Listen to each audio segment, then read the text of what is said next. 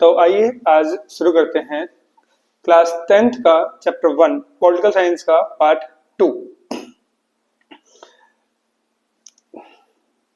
Part 1 45 minute का हो गया है, जो कि सिर्फ और सिर्फ आधा चैप्टर है।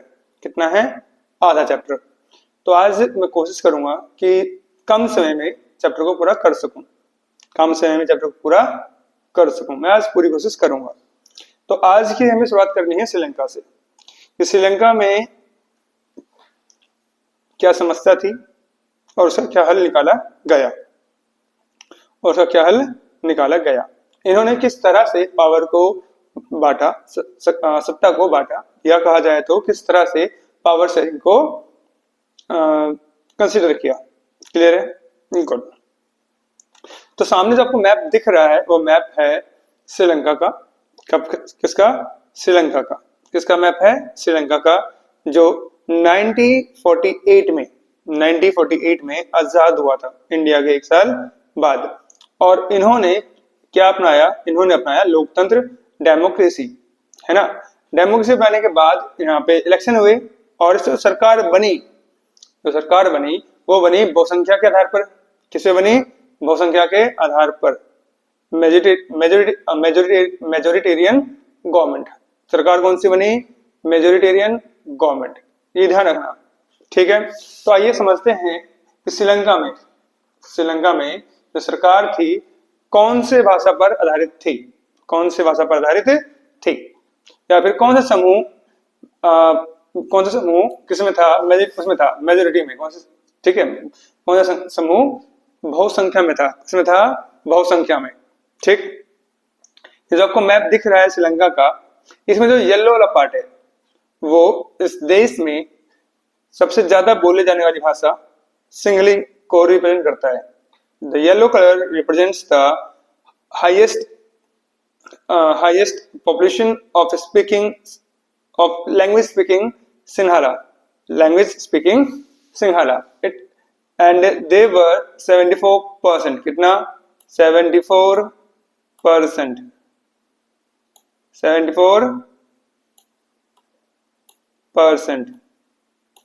क्लियर है? कितना? 74%। गुड। इसके बाद जो तमिल है दोनों तमिल को मिलाकर कितना था? 18%। दोनों तमिल को मिलाकर कितना था? 18%। कितना था? 18%। इसमें भी क्या था? इसमें भी दो ग्रुप थे। कितने ग्रुप थे? दो। एक थे आपके एक मिनट मैं मार्कर का कलर चेंज करता हूं ताकि आपको अच्छे समझ में आ जाए। एक थे आपके इंडियन तमिल। क्या थे? इंडियन तमिल। और एक थे आपके श्रीलंकाई तमिल, कहा जाए तो native Tamil. Indian and native Tamil. Clear है? गुड। तो आपको जी ये जो ऑरेंज वाला पार्ट दिख रहा है, ये किसको रिप्रेजेंट करता है? तो ये रिप्रेजेंट करता है श्रीलंकाई तमिल को। किसको? श्रीलंकाई तमिल, श्रीलंकन तमिल्स को। The orange colour represents the Sri Lankan Tamil, है ना। And they were concentrated in the north and east part of the country, northern and eastern part of the country. Clear है? गुड। ये जो आपको डार्क चॉकलेटी कलर दिख रहा है, ये दिखाता है हमारे इंडियन तमिल्स को। हम इन सब के बारे में डिटेल में पढ़ेंगे और लिखेंगे। क्लियर है? ठीक। अभी हम मैप को समझते हैं। और ये इंडियन तमिल जो है श्रीलंका के बीच में है। कहाँ है? श्रीलंका के बीच में। They are in the centre of the Tamil. The Indian Tamils were in the centre of the Sri Lanka because they were shifted here from India during the colonization period. इन सबको यहाँ पर औपनिवेशिक समय में लाया गया था। इसलिए तो यहाँ के चाय के बागानों में खेती करने के लिए, ध्यान रखना। ठीक। जिनके फोरफादर्स यहाँ पे आके सेटल हो गए और वो यहाँ पर रहने लगे। इसके बाद जो ब्लैक डॉट दिख रहे हैं ये रिप्रेजेंट करता है किसको? मुसलमानों को। और इस कंट्री में एक एक एक एक और वो था जो मतलब कि एक ग्रुप और था जो था क्रिश्चियंस का। किसका था? क्रिश्चियंस, ईसाइयों का। किसका? ईसाइयों का। जो जनसंख्या में 7% थे और दोनों भाषा बोलते थे। कौन सी भाषा? दोनों भाषा बोलते थे। क्लियर है? कौन सी भाषा बोलते थे? दोनों, मतलब सिंगली और तमिल। सिंगली और तमिल। अच्छा, जो जो सिंगली हैं, वो अधिकतर क्या थे? बुद्धिस्ट थे, बौद्ध धर्म के थे। किसको मानने वाले थे? बौद्ध धर्म को मानने वाले थे। और जो तमिल थे वो मुसलमान थे या फिर हिंदू थे। हो सकता है कि वो ईसाई भी हों, लेकिन उनकी संख्या कम होगी, इसलिए उनको नहीं लिखा गया या उनको नहीं बताया गया। क्लियर है? गुड। तो इससे आगे हम सबको डिटेल में पढ़ेंगे, ठीक है, पॉइंट बाय पॉइंट, और लिखेंगे।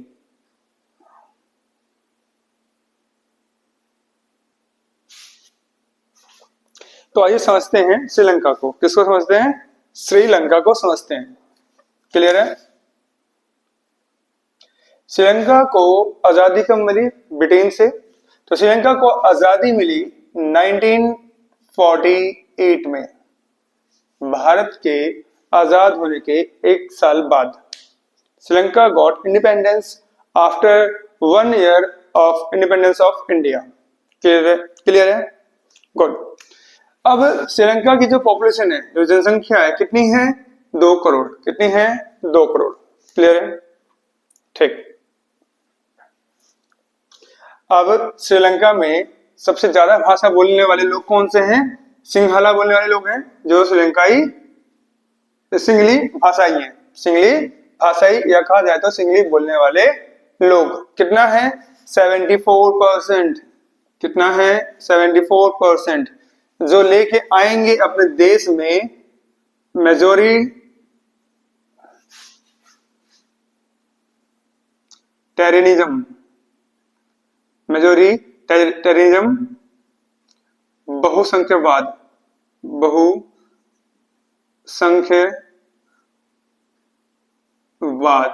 जो इस देश के लिए क्या होगा? एक प्रॉब्लम बनेगी। क्या बनेगी? इस देश के लिए एक प्रॉब्लम बनेगी, और इस देश में इसकी वजह से होगा सिविल वॉर। क्या होगा? Civil war. कहा जाए तो गृह युद्ध। कहा जाए तो गृह युद्ध। क्लियर है? गुड। अब 74 सिंघाला के बाद 18% जो थे वो थे आपके तमिल स्पीकर। क्या थे? तमिल स्पीकर, तमिल भाषाई लोग। अब तमिल भी 2 भागों में बटे हुए थे। कुछ नेटिव तमिल थे। क्या थे? नेटिव तमिल, जिन्हें हम बोल सकते हैं स्थानीय तमिल। क्या बोल सकते हैं? स्थानीय तमिल, या कह सकते हैं श्रीलंकाई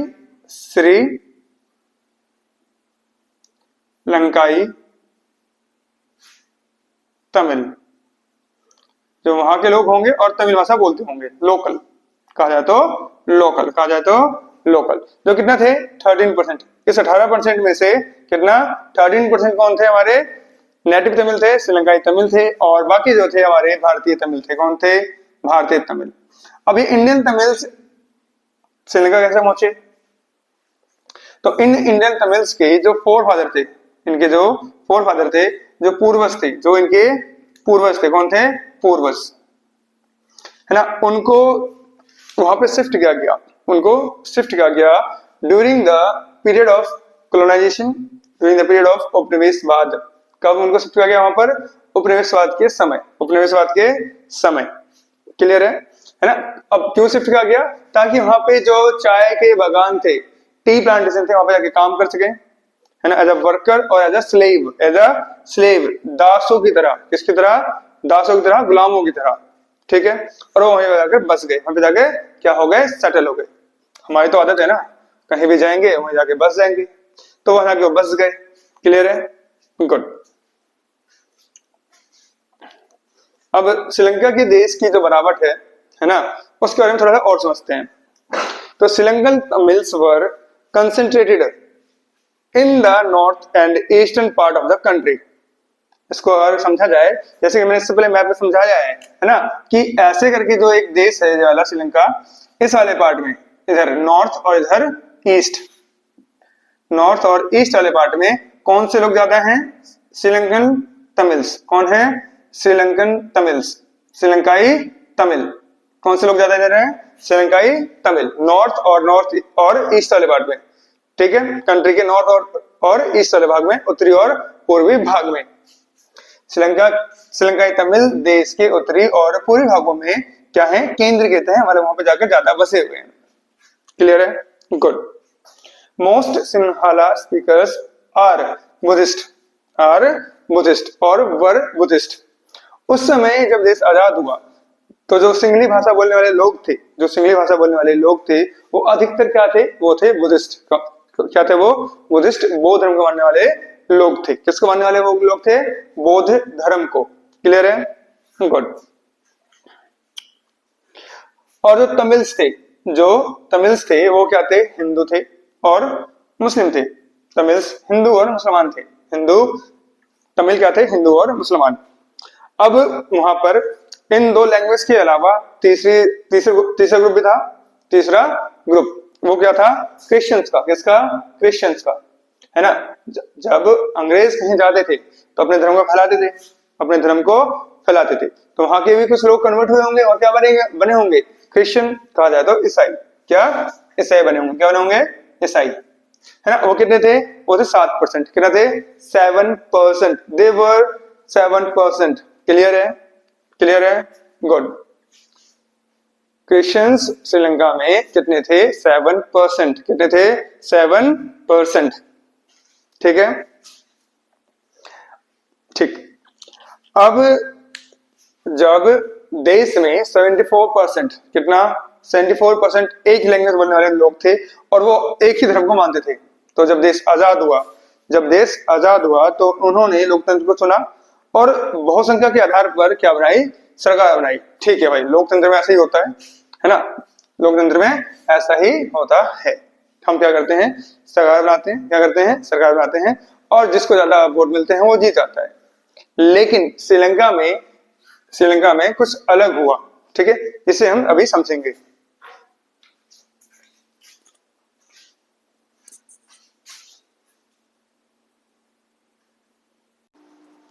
तो आइए समझते हैं श्रीलंका में बहुसंख्यावाद को। जैसे हम पहले पढ़ चुके हैं कि श्रीलंका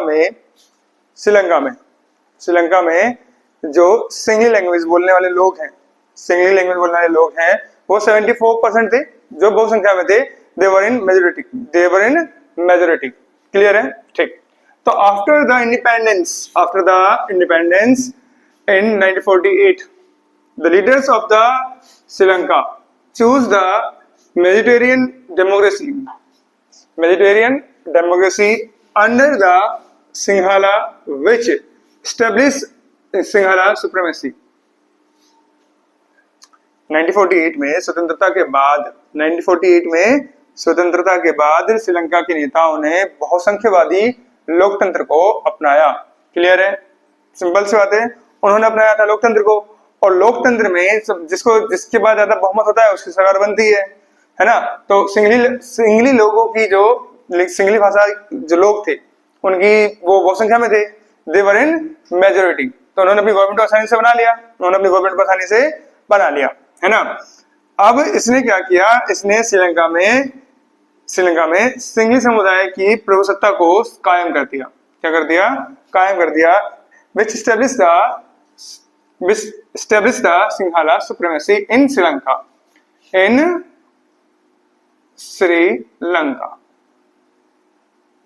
क्लियर है? गुड, है ना। तो 1956 में एक एक्ट पास किया गया जिसके 3 प्रोविजंस थे। कितने प्रोविजन थे? 3, है ना। वो प्रोविजंस कौन से थे? वो प्रोविजंस थे कि सबसे पहले तो उन्होंने क्या किया कि उन्होंने ओनली सिंहाला को सिंगली लैंग्वेज को ऑफिशियल लैंग्वेज, कौन सी language?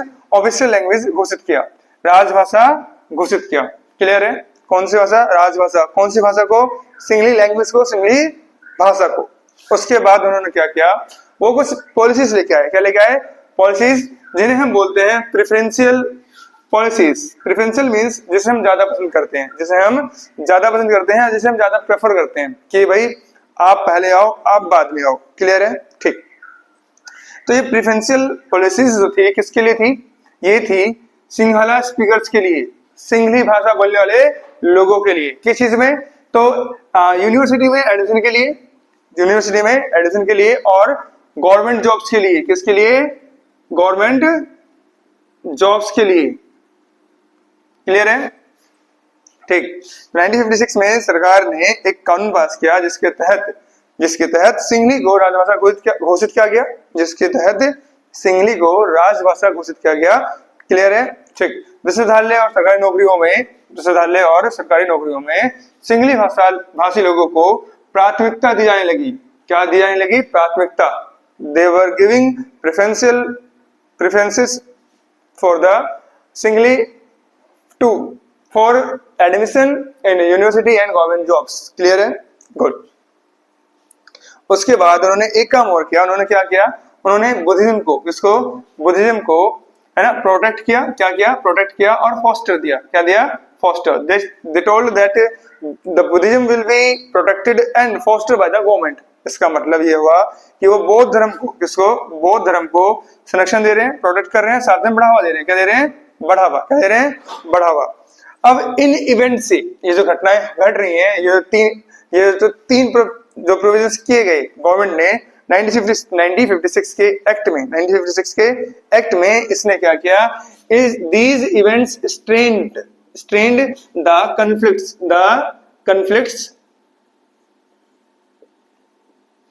between Sinhala and Tamil speakers। है ना? इन घटनाओं ने क्या किया? सिंहली और तमिल दोनों में मतभेद उत्पन्न कर दिया। क्या कर दिया?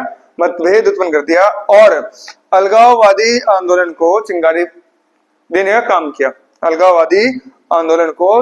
का काम किया। ठीक है ना? These events strained the conflicts between Sinhala and Tamils, है ना? Causes civil war, जिसकी वजह से क्या हुआ? सिविल वॉर हुआ। And ignited the separatist movement कहा जाए तो अलगाववाद, जो चाहते हैं कि हमारे देश में अलग से एक देश बने। क्या बने? अलग से एक देश बने, है ना? तो जो तमिल थे, खासकर श्रीलंकन तमिल, जो श्रीलंका के नॉर्थ और ईस्ट वाले भाग में रहते थे, उन्होंने इस मूवमेंट को स्टार्ट किया। क्लियर है? ठीक। अब ये वॉर खत्म कब हुआ? ये वॉर खत्म हुआ 2009 में। This war was ended in 2009, जो 1980 से शुरू हुआ और 2009 तक चला। ठीक। अब इसका इफेक्ट क्या हुआ? इसका इफेक्ट हुआ कि हजारों लोग मारे गए। फैमिलीज एक जगह से दूसरी जगह डिस्प्लेस्ड हो गई। डिस्प्लेस्ड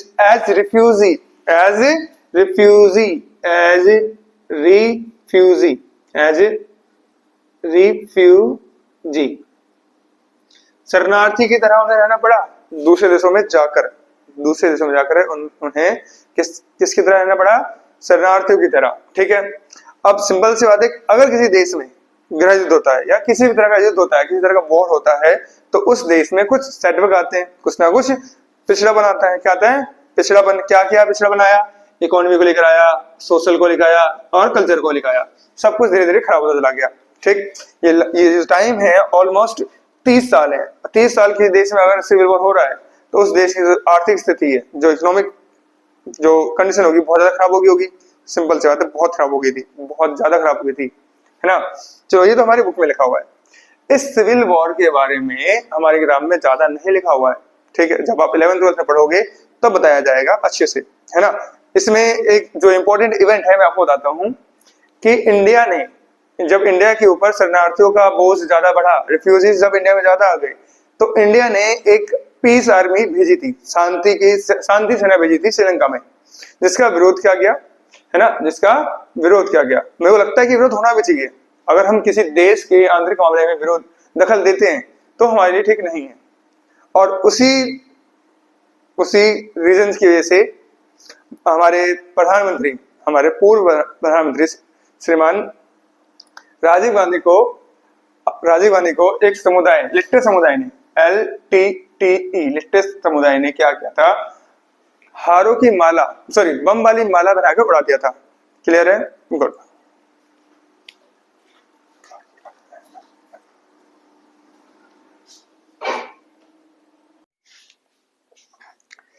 आइए समझते हैं डिसएडवांटेज ऑफ मेजोरिटेरियन का, कि बहुसंख्यकवाद के क्या नुकसान होते हैं। ठीक, बहुसंख्यकवाद के सबसे बड़ा नुकसान क्या है कि ये देश की एकता को खतरे में डालता है। ठीक, देश की एकता को खतरे में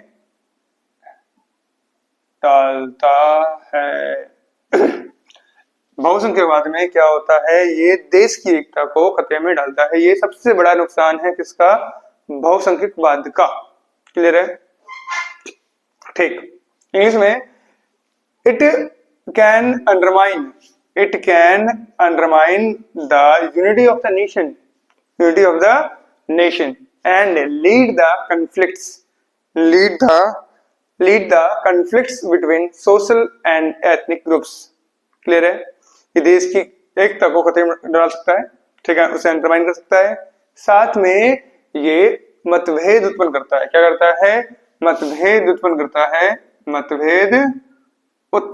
है कि उनके बीचों में, तो विभिन्न सामाजिक समुदायों के बीच में। ठीक है, विभिन्न सामाजिक समुदायों के बीच में विभिन्न मतभेद उत्पन्न करता है समुदायों के बीच। क्लियर है? गुड। विभिन्न समुदायों के बीच में क्या करता है, ये मतभेद उत्पन्न करता है। उसके बाद है ना, और भी चीजें कर सकता है। ठीक है, बहुसंख्यवाद के बहुत सारे नुकसान है। ये अल्पसंख्यकों के, माइनॉरिटी के जो विल है, उनकी इच्छा है, उससे भी अंडरमाइन करता है, उसे इग्नोर करता है। क्या करता है? इग्नोर करता है। ठीक है, बहुसंख्यवाद वाले लोग या मेजोरिटेरियन क्या करती है, जो माइनॉरिटी है, जो अल्पसंख्यक है, उनकी इच्छाओं को दबाती है या उनकी मांगों को दरकिनार कर देती है। एलिनेटेड कर देती है। क्या कर देती है? एलिनेटेड। क्लियर है? गुड। अगला टॉपिक हमारा क्या है कि why power sharing is desirable। हमें सत्ता की साझेदारी की जरूरत क्यों है? Why do we need power sharing? Clear है? Good. Why do we need power sharing? तो सबसे पहले बात, अगर हम पावर शेयरिंग ना करें, है ना, किसी देश में, तो उस देश में सबसे बड़ी समस्या आएगी देश की एकता को, है ना, और क्या उत्पन्न होंगे? मतभेद। सिंपल सी बात है, अगर हम पावर शेयरिंग कर रहे हैं तो क्या कम होगा? तो कम होगा हमारा मतभेद। क्या कम होगा? मतभेद कम होगा। It will reduce the conflicts between social groups. It might be, these groups might be linguistic, religious और communities। ये जो समुदाय हैं, है ना, ये जो समुदाय हैं, जो मतभेद हैं, समुदाय के बीच हो सकते हैं। ये समुदाय भाषाई हो सकते हैं, भाषा के आधार पर, या धर्म के आधार पर भी हो सकते हैं। क्लियर है? गुड, है ना। दूसरा, this power sharing is termed or consider as the spirit of law. हम सत्ता की साझेदारी क्या बोलते हैं? लोकतंत्र की आत्मा। फिर तो बहुत ज्यादा जरूरी है ना, फिर तो ये बहुत ज्यादा जरूरी है कि हम सत्ता की साझेदारी करें। ठीक है, गुड, है ना। और देखो तीसरा पॉइंट क्या है, it stop the concentration of power in one hand. ये देश की सत्ता को एक हाथों में आने से रोकती है, या फिर सरकार के किसी एक अंग के हाथ में आने से रोकती है। It prevent the concentration of power in one hand or one organ of the government। Clear है? गुड। इसे हम सत्ता का विकेंद्रीकरण बोल सकते हैं। It increase the respect for each other. मतलब एक समुदाय में, एक देश में रहने वाले जितने भी समुदाय हैं, वो एक दूसरे के प्रति उनमें सम्मान की भावना बढ़ जाती है। ठीक है, गुड। हमारा जो नेक्स्ट टॉपिक है वो क्या है? हमारा नेक्स्ट टॉपिक हमारा ये हमारा इसके बाद का है, ठीक है। ये नंबर 3 इसके बाद का है। इसके बाद हमें पढ़ना है ये, और उसके बाद हम पढ़ेंगे ये, ठीक है।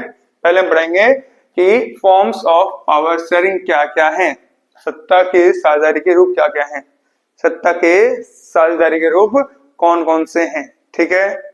ठीक, आराम से कॉपी पेन लो और लिखते चलो हाथ के हाथ, ठीक है ना। जो समझ में नहीं आएगा मैं पीडीएफ भेज दूंगा, आप पीडीएफ से देख सकते हो, ठीक है ना। ठीक, गुड। पीडीएफ वर्ड मेरे पास इंग्लिश में है, हिंदी में नहीं है, तो हिंदी वालों से निवेदन है कि वो साथ के साथ लिखें, ठीक। ठीक, आपको लिखना क्या है, आपको लिखना है ये ब्लैक वाला, लिखना है ब्लैक वाला, है ना। और एग्जांपल्स जो मैं इंपॉर्टेंट बोलूंगा वही लिखना है, सारा नहीं लिखना। आपको स्टोरी वाइज भी याद करना है, ठीक है ना। सब कुछ याद नहीं करना होता है इस चैप्टर में से। इस चैप्टर में बहुत सारी चीजें ऐसी हैं जो सिर्फ समझनी है और डाटा याद करना है। क्या याद करना है? डाटा। चैप्टर को पूरा होने के बाद मैं समझा दूंगा, ये लास्ट है, ठीक है। इसके बाद समझा दूंगा कि क्या क्या याद करना है और क्यों याद करना है, ठीक। Good. Power sharing between the different organs of the government, सरकार के विभिन्न अंगों के बीच,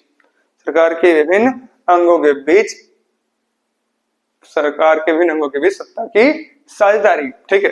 अब सरकार के जो विभिन्न अंग होते हैं वो कौन से होते हैं? वो होते हैं 3, legislature, executive and judiciary. There are 3 organs of the government, ठीक है। तो मैंने आपको बता दिए, legislature, executive and judiciary. Hindi में विधायिका, कार्यपालिका और न्यायपालिका। ये एग्जाम्पल हमारा भारत हो सकता है, भारत। हम 9th में इन सब के कार्यों के बारे में पढ़ चुके हैं, मैं फिर भी शॉर्ट में बताता हूँ। विधायिका, लेजिस्लेचर का काम क्या है? कानून को बनाना, ठीक है। उस कानून को इम्पोज करना, है ना, उस कानून को इम्पोज करना, लागू करवाना किसका काम है?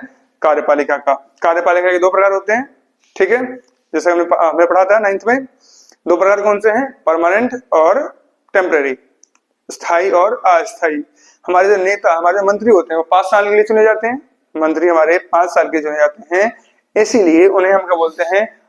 उन्हें बोलते हैं टेम्परेरी एग्जीक्यूटिव, है ना, अस्थायी कार्यपालिका। और जो हमारे आईएएस ऑफिसर हैं वो क्या है? हमारे आईएएस ऑफिसर जो हमारे एडमिनिस्ट्रेशन वर्क में लगे हुए हैं, आईएएस, पुलिस, आईपीएस, ठीक है, ये सारे में किसमें आते हैं? परमानेंट में आते हैं। किसमें आते हैं? परमानेंट, स्थायी में आते हैं। और हमारी न्यायपालिका जुडिशरी, जिसका काम है हमारे देश के संविधान को, है ना, विस्तार पूर्वक उसकी वो करना, व्याख्या करना, है ना। The work of judiciary is to elaborate the constitution of India. साथ में अगर कहीं कोई मतभेद होता है ना, तो उसे देखना, ठीक। और दूसरा जो फॉर्म है किस चीज का? पावर शेयरिंग का, वो क्या है? Power sharing between the different levels of the government, different level of the government.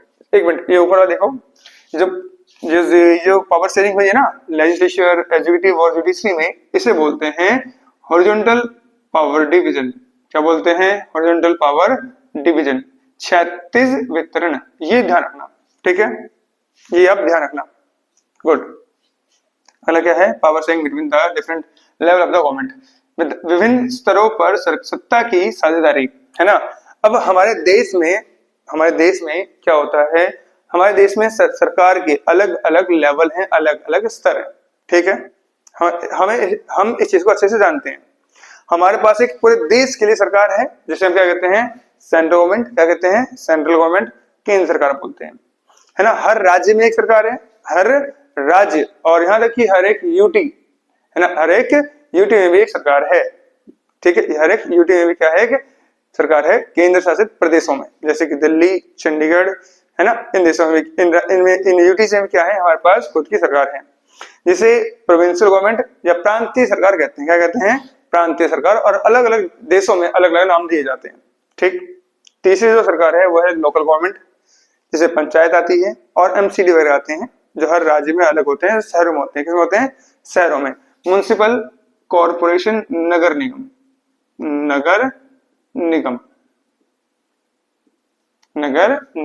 ठीक है। गुड।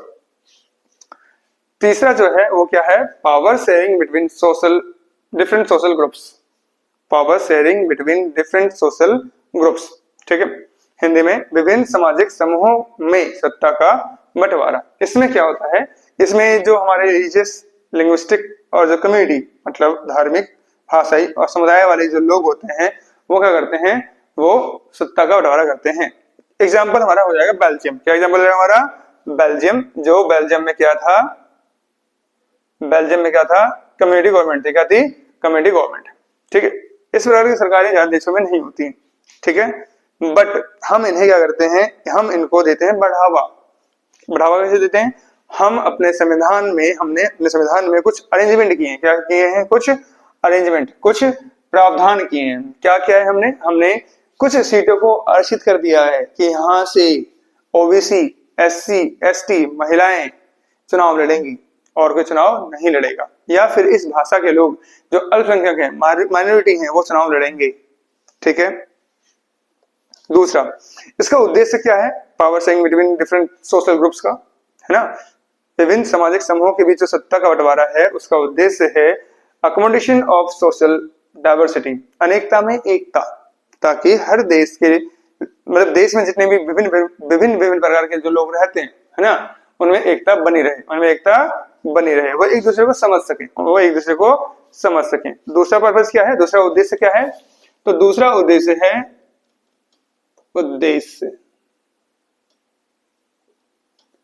दूसरा उद्देश्य क्या है? तो दूसरा उद्देश्य है हमारा नो वन फील एलिनेटेड, मतलब अलगाव की भावना को कम करना। ठीक है, no one feel alienated. Simple सी बात है, श्रीलंका में जो हुआ उससे तमिल थे, तमिल, क्रिश्चियन, मुस्लिम, वो सब क्या फील कर रहे थे? एलिनेटेड। ये जो वर्ड बना है वो बना है एलियन से, जो दूसरे देश से आए हुए होते हैं, है ना, उन्हें हम मानते नहीं है, देखते नहीं है। वैसे ही जब किसी देश में ऐसा होने लगता है ना, उन्हें अलगाव या फिर दरकिनार फील किया जाता है, तो वहां पे गृह युद्ध होता है। क्या होता है? गृह युद्ध। ठीक है। चौथा जो फॉर्म है वो क्या है? Power sharing between different political groups, मतलब विभिन्न राजनीतिक समूहों में सत्ता का बंटवारा। ठीक है, जिसमें मेन हमारा क्या है? जिसमें हमारा मेन है पॉलिटिकल पार्टीज, राजनीतिक दल। अब हम राजनीतिक दल के बारे में एक हमारे पास एक चैप्टर है, चैप्टर 3 पॉलिटिकल का, चैप्टर 3 उसमें पढ़ेंगे कि राजनीतिक दल किस तरह से सत्ता का बंटवारा करते हैं। क्लियर है? वो कोलिशन गवर्नमेंट बनाते हैं। ठीक है, क्या बनाते हैं? कोलिशन गवर्नमेंट, गठबंधन की सरकार। आओ एक बार इस चैप्टर को हम क्या करते हैं? रिवाइज। क्या करते हैं? रिवाइज, वो भी क्विक रिवीजन। क्या करते हैं? Quick revision. आप अच्छे से इस पीडीएफ की या फिर जो दिखता है उसकी एक बार स्क्रीनशॉट ले लो, उसकी फोटो खींच लो, या फिर पोज करके अच्छे से लिख लो। ठीक है, अब मैं से रख करता हूं और आगे का बताता हूं। एक बार फटाफट इसकी करते हैं रिवीजन। क्या करते हैं? रिवीजन इस चैप्टर की, ताकि आपको फटाफट चीजें याद हो जाए।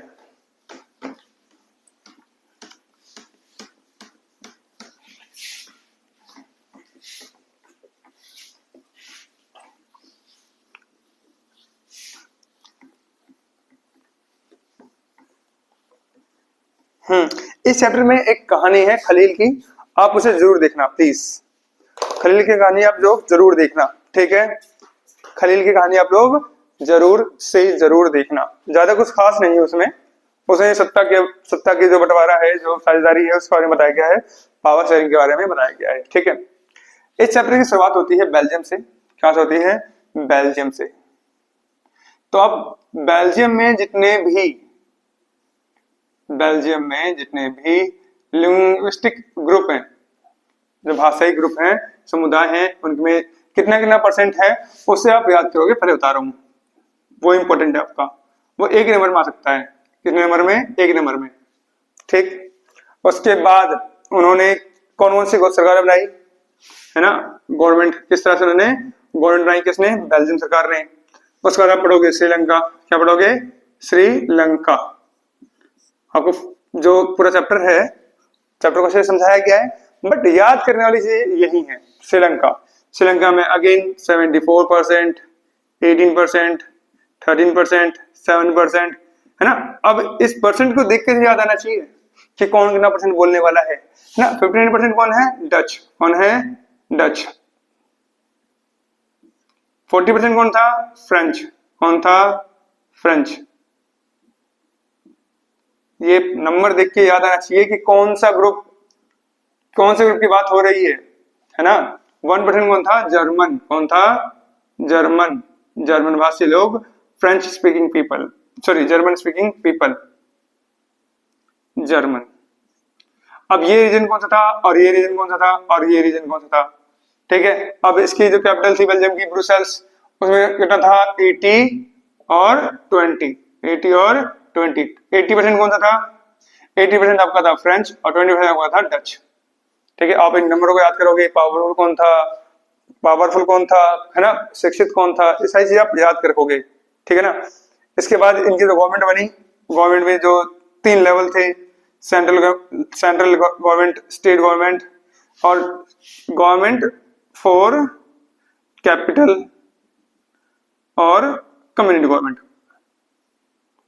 कम्युनिटी गवर्नमेंट, सामुदायिक सरकार। ठीक है। केंद्र सरकार, राज्य सरकार, राज्य सरकार और गवर्नमेंट फॉर कैपिटल और कम्युनिटी गवर्नमेंट। कम्युनिटी गवर्नमेंट उनमें कौन कौन सी बातें हुई, कब ये आया, ये सब के बारे में याद करना है। श्रीलंका के बारे में याद करना है। 74% कौन था, 18% कौन था, 13% कौन था, 7% कौन था, यहाँ पे लड़ाई क्यों हुई, गृह युद्ध क्यों हुआ, ये पढ़ना है। उसके बाद इसमें सिविल वॉर का जो इम्पैक्ट हुआ आपको वो पढ़ना है। ठीक। उसके बाद ठीक है, बेल्जियम मॉडल हो जाएगा ना। Belgium model. ठीक है। बेल्जियम मॉडल पढ़ना है। श्रीलंका पढ़ना है। श्रीलंका में सिविल वॉर हुआ, खत्म हुआ 2009 में, वो सब पढ़ना है। उसके बाद पावर शेयरिंग क्यों जरूरी है ना, पावर शेयरिंग क्यों जरूरी है, मैं थोड़ी देर पहले पढ़ा था पावर शेयरिंग क्यों जरूरी है। उसके बाद सरकार मतलब कि पावर शेयरिंग के कौन कौन से फॉर्म्स हैं वो हमने इससे पहले पढ़ा है। आपको इतना ही पढ़ना है, ज्यादा नहीं पढ़ना है इसमें। ठीक है, ज्यादा नहीं पढ़ना। ठीक है। देखो मेरे YouTube चैनल का ये पहला वीडियो है। ठीक है, पहला चैप्टर, पहला वीडियो।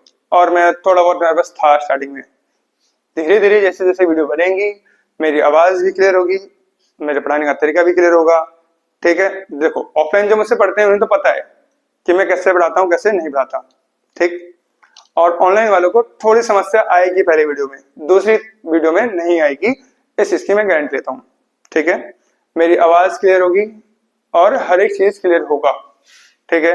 पहले वीडियो में कुछ ना कुछ तो समस्या मेरे साथ थी, क्या कैसे पढ़ाना है, क्या लिखना है, कितना लिखना है, थोड़ा टाइम लगा मुझे। ठीक, उसके लिए सॉरी। अब प्लीज ध्यान से देखना, ध्यान से पढ़ना, नोट करना और कोशिश करना कि नोट्स आप ऐसे शॉर्ट में बनाओ, शॉर्ट में। पूरे नोट्स नहीं बनाए जाते, शॉर्ट में नोट बनाना है, कहानी को याद करना है, कहानी को समझना है, आराम से याद हो जाएगा। डाटा इंपॉर्टेंट रहेगा। ठीक है। जब तक आप डाटा नहीं लिखोगे तब तक समस्या होगी। ठीक, गुड, थैंक यू।